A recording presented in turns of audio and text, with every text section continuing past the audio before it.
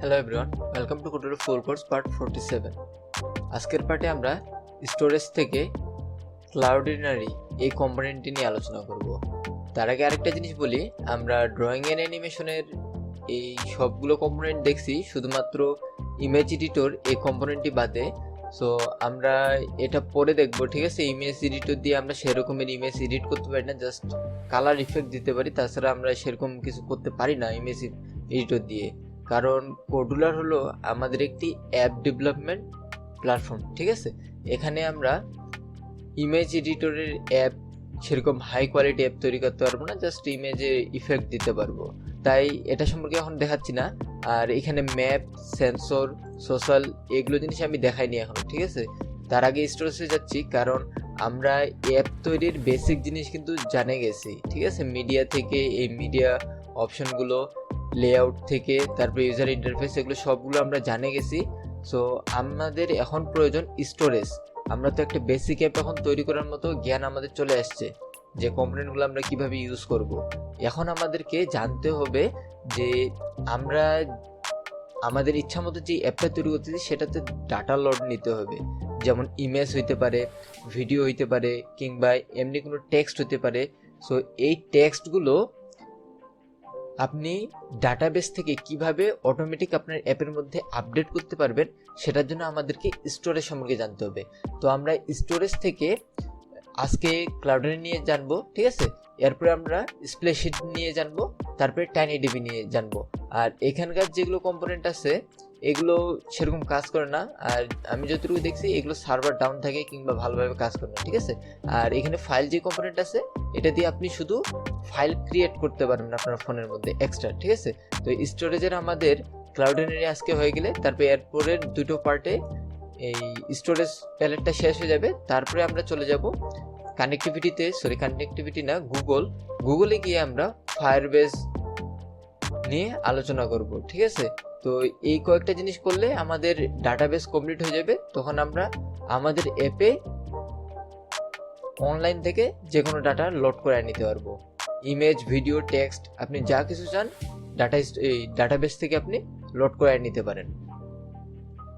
আর আজকের পার্টে আমরা যে ক্লাউডারি নিয়ে আলোচনা করব, এটা দিয়ে আমরা মূলত ইমেজ আমাদের অ্যাপ থেকে আমরা ডাটাবেসে আপলোড করতে পারবো, ঠিক আছে। ইমেজ এবং ভিডিও এই দুটো জিনিস আমরা ডাটাবেসে আপলোড করতে পারবো।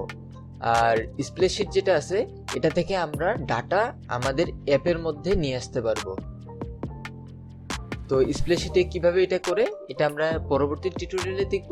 আজকে আমরা দেখব যে ক্লাউডারি দিয়ে আমরা ইমেজ কিংবা ভিডিও কিভাবে অটোমেটিক ওয়েবসাইটে আপলোড করাতে পারি, ঠিক আছে। এই ক্লাউডারি নিয়ে একটু আলোচনা করার আগে আমি ক্লাউডারি ওয়েবসাইটটা নিয়ে দেখাই আসি আপনাদেরকে। তো ক্লাউডারি ওয়েবসাইটটা এরকম, এখানে আপনি যা কিছু আপলোড করবেন এখানে চলে আসবে। এখানে যে থাম্বনেলগুলো দেখতেছেন, আর এগুলো মূলত আমরা আমাদের ওয়েবসাইটে যেখানে আমরা এআই ফাইল প্রোভাইড করি সেটার থাম্বনেলের জন্য ইউজ করে থাকি। মানে আমাদের মূল ভিডিও থাম্বনেলটাই ওখানে আমরা ইউজ করে থাকি ডাটাবেসের মাধ্যমে। তো আমি ওয়েবসাইটে প্রথমে ভিজিট করে নিচ্ছি, একটু ওয়েট করেন। এখানে আমাদের এআই ফাইল ডাউনলোডের জন্য যে ওয়েবসাইটটা আমরা লিঙ্ক ডিসক্রিপশন বক্সে দেওয়া থাকি, এখানে দেখেন যেই থাম্বনেল বা ইমেজগুলো আছে এগুলো মূলত আমরা ক্লাউডারি থেকেই নিয়ে থাকি, ঠিক আছে। ক্লাউডনারিতে ইমেজ আপলোড করার পর আমরা লিঙ্কটা নিয়ে আমরা আমাদের ডাটাবেসে অ্যাড করি, এয়ারটেবিল কিংবা আমরা আমাদের গুগল শিটে ইউজ করি।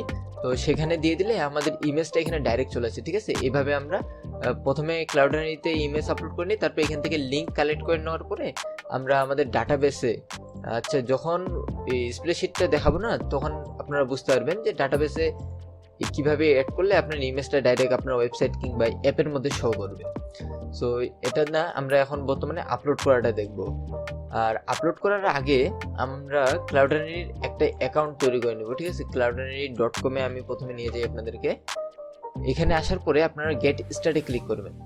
তো গেট স্টার্টে ক্লিক করলে আমাকে লগ ইন করে নিবে।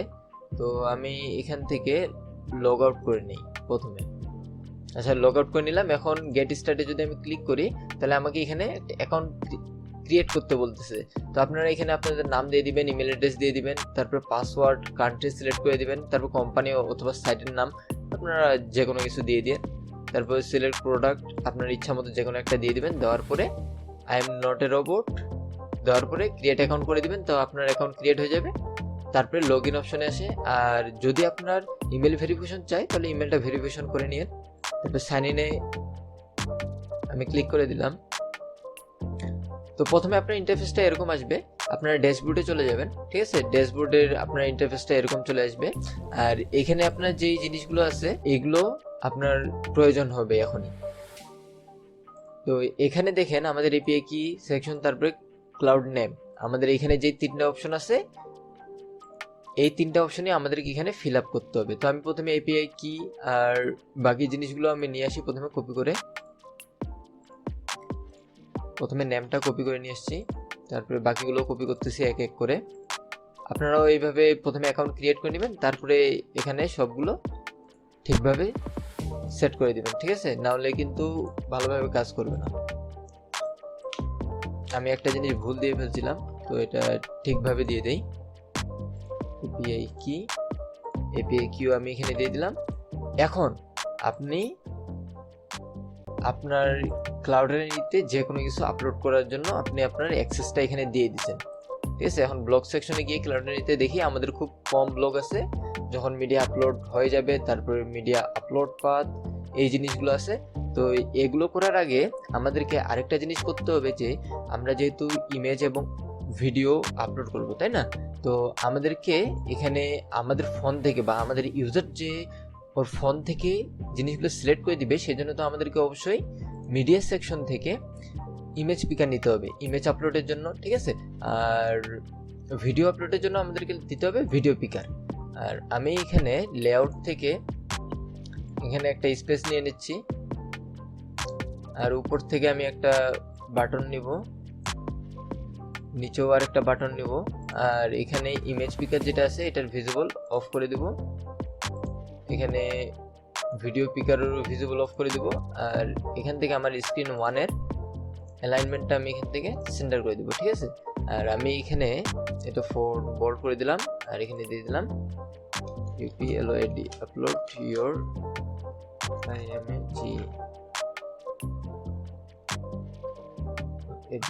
আপলোড ইওর ইমেজ, তারপর এখানে দিয়ে দেই PLOAD upload your video, upload your video দিয়ে দিলাম, এখানে বোল্ড করে দিলাম, আর এগুলোর ব্যাকগ্রাউন্ড কালারটাও চেঞ্জ করে দিই, এটা ভিডিওর জন্য আর এটা দিয়ে দিই ইমেজের জন্য। তো এটা হয়ে গেল। আর আমরা যদি চাই যে আমাদের ইমেজটা বা ভিডিওটা যেটা আপলোড করতে সেটা অ্যাপের মধ্যে শো করাতে, তাহলে আপনি জাস্ট ইমেজ কম্পোনেন্ট ইউজ করতে পারেন, এবং আপনি এখান থেকে মিডিয়া থেকে যদি ভিডিও দেখাতে চান তাহলে ভিডিও প্লেয়ার ইউজ করতে পারেন, ঠিক আছে। এটা আপনার ইচ্ছা, বাট আমি এখানে দেখাচ্ছি না, এগুলো নিয়ে ডিটেলসে আলোচনা করছি কিভাবে অ্যাড করতে হয়।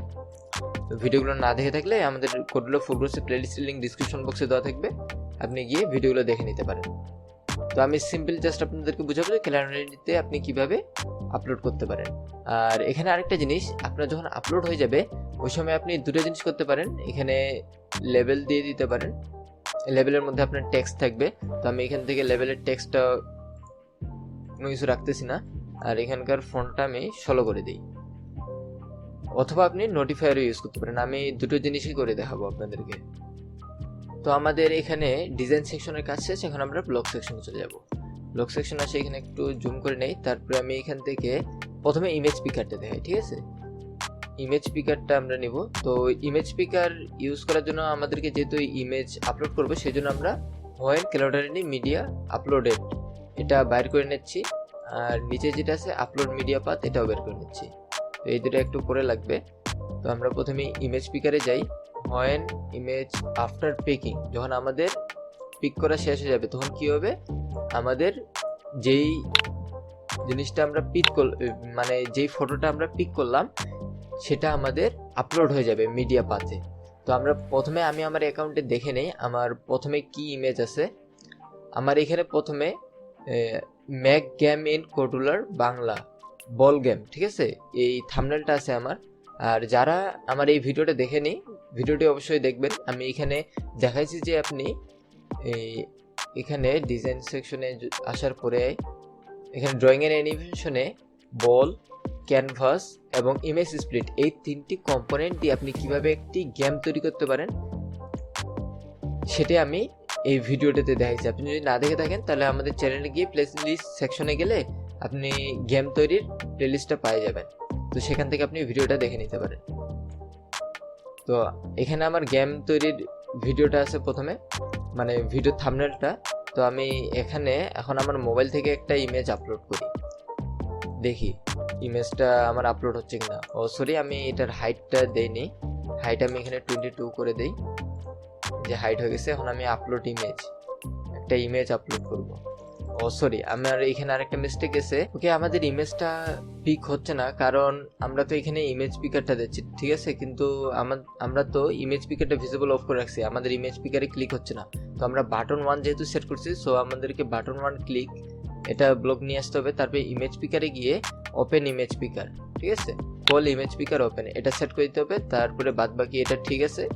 তারপরে আমাদের ক্লাউডারিতে যখন ইমেজটা আপলোড হওয়া সাকসেসফুল আপলোড হয়ে যাবে, তখন আমাদের লেভেলের টেক্সটটা চেঞ্জ হয়ে যাবে, ঠিক আছে। লেভেল টেক্সট হবে আমাদের ইউআরএলটা, সাপোজ আমাদের ইউআরএলটা দিয়ে দিবে, ঠিক আছে। আমাদের লেভেল টেক্সটটা হয়ে যাবে আমাদের ইউআরএল, অর্থাৎ যেটা আমাদের যেই জায়গায় আপলোড হয়েছে সেখানকার ইউআরএলটা আসবে। তো আমরা চেক করি কাজ করতেছে কিনা। ইমেজটাতে গেলাম, এখান থেকে আমি আমার বল কম্পোনেন্টে যেটা টিউটোরিয়াল ছিল সেটার আমি একটা স্ক্রিনশট নিয়ে নিলাম। তো ইমেজটা আপলোড দিতে একটু সময় লাগবে, ঠিক আছে। আপলোড হয়ে গেলে আমাদের লেভেলের টেক্সটটা দেখেন আপলোড হয়ে গেছে, আমাদের লেভেলের টেক্সটটা কিন্তু চলে আসছে। এটা আমাদের হলো ফুল লিঙ্ক আমাদের টেক্সটের। তো আশা করি আপনারা বুঝতে পারছেন। আর লিঙ্কটা যদি আপনি মিলাতে চান তাহলে লক্ষ্য করেন এখানে যে নাম্বারটা আছে 164607, ঠিক আছে, এই নাম্বারটা আমরা এখন মিলাবো। এখানে আসার পরে ক্লাউডারিতে যদি আমি এখন রিফ্রেশ করি,